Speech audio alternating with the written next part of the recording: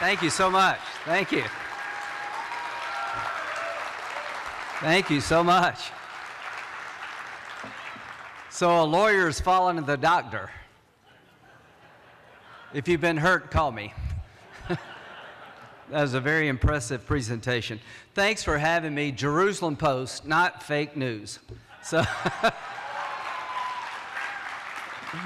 only in America can Roseanne Barr and Lindsey Graham talk about Israel. What a place. So thank you very much for the warm welcome. How many are going to be at the event, Moving the Embassy, on the 14th? Yeah? Well, those that can't make it, you'll be there in spirit. And I've been telling everybody, you know, Trump did the one thing that he promised and nobody else did, and they made the same promise.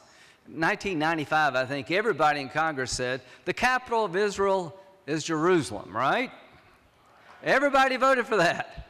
Now, if you're upset, you shouldn't have voted. So the bottom line is it is a major event for the two countries and I think for the world. And here's what I tell people. If you got a problem with Jerusalem being the capital of Israel, take it up with God. He's the one that started this whole thing. And that's coming from a Baptist. So, right to the point.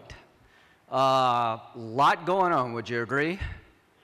May 12th, we got to make a decision about the Iranian nuclear deal.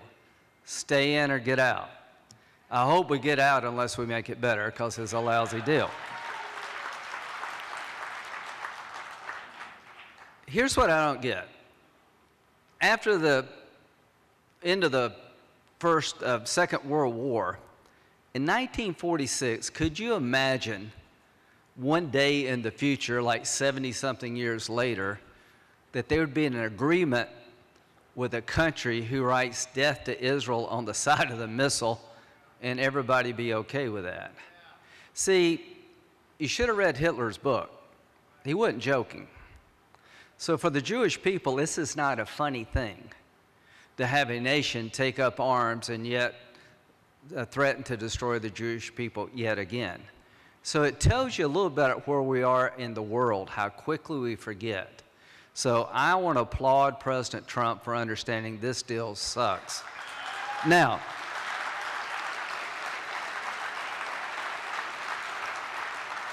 if you think the Ayatollah is trying to build a nuclear power plant for peaceful purposes, you shouldn't be allowed to drive in New York.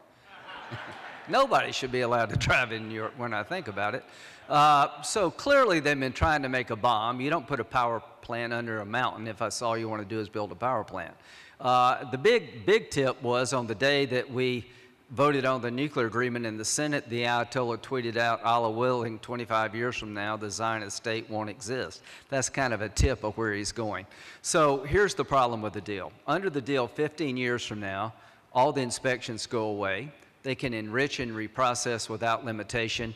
And if you're an Arab, that's not a good deal for you. A disaster for Israel, but the Arabs are not, they don't like this either. They got to make a bet. They got to bet 15 years from now, when everybody walks away from Iran, they're going to have a breakout, and they're going to either build their own bomb or buy one.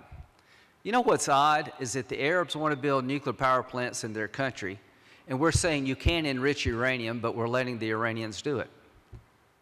Isn't that the dumbest thing in the world? You're telling your allies you can't enrich and reprocess because that could be one day used to build a bomb, but we're letting Iran, a mortal enemy of everybody in this room, do it. You talk about the world being upside down. So what would be a better deal?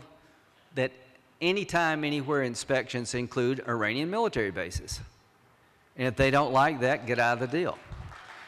What would be a better deal? The inspections never go away.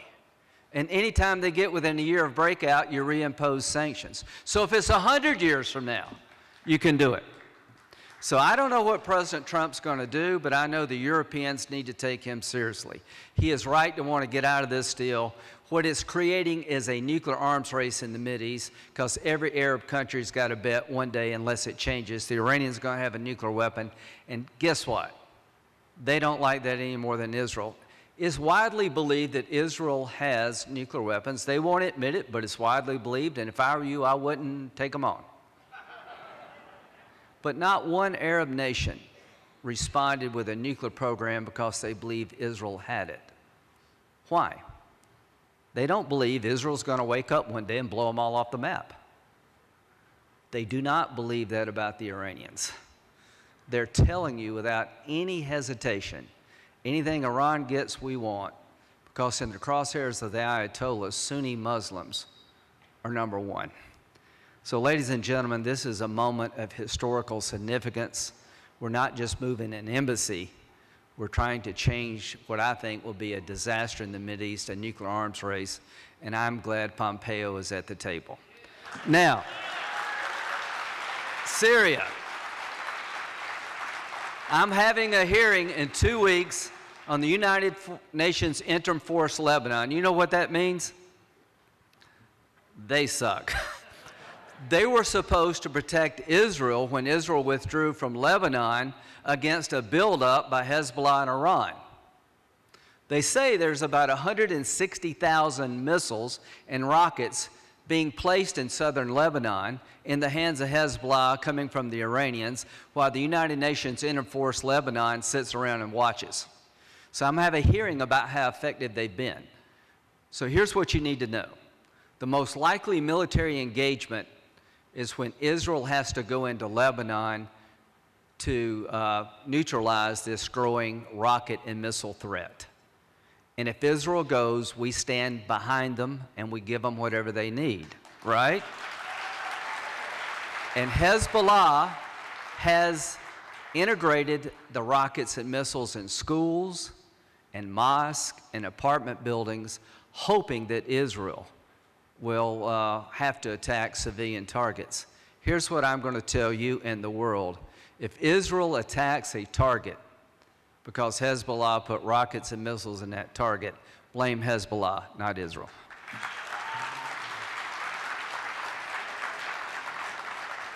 Syria. This is the one area where I think Trump needs to up his game. Doing great, little Rocket Man's at the table. I think Rocket Man believes he's not long for this world. If he keeps threatening America, that's a good thing. Getting out of the Iranian deal or getting a better deal is an absolutely essential thing. Taking the gloves off and pounding ISIS in the ground is long overdue. Rebuilding the American military is a great thing. But we don't have a strategy in Syria to deal with the Iranian influence in Syria. Now, if we leave too soon, ISIS will come back.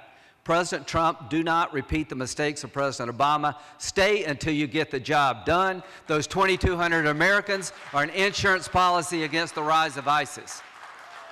Do not give Damascus to the Iranians, Mr. President. Do not let Syria become Lebanon on steroids. Stand up to the Iranians, the Russians, and Assad, and make a difference while you still can. My biggest fear is that we allow Damascus to take over yet another Arab capital and have a land bridge from Tehran to Beirut where they can move military equipment up and down that land bridge and hit our friends in Israel unlike any time in the past and one day come after us. So I hope President Trump will allow no-fly zones to exist in Syria and give the people who've been massacred by Assad some training and equipment to take him on, and let the Russians know if you're sticking with Assad, you're behind a loser, and get a deal in Geneva that's not only good for the Syrian people, but stops Damascus being controlled by the Ayatollah. This is a very big thing, Mr. President. We can't get this one wrong. Got to get this one right. And the Syrian Arabs want Assad gone as much as you want the Iranian deal gone. They hate this guy. He's killed and slaughtered their family. Here's what I'm going to do in the short term. A UNIFIL hearing to show how inadequate the United Nations has been toward protecting Israel. I'm going to cut funding to the United Nations until they stop bashing Israel. 20 resolutions in the United Nations condemning Israel, 6 against the world at large. That's going to stop.